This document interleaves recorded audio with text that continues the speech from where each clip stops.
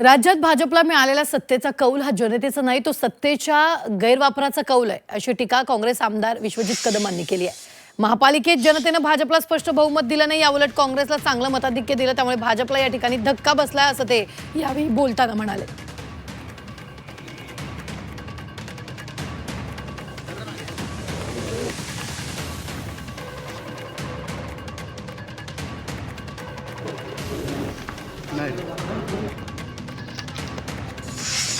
सत्तेचा तर गैरवापर केलाच आणि पैशाचा अमाप वापर केला,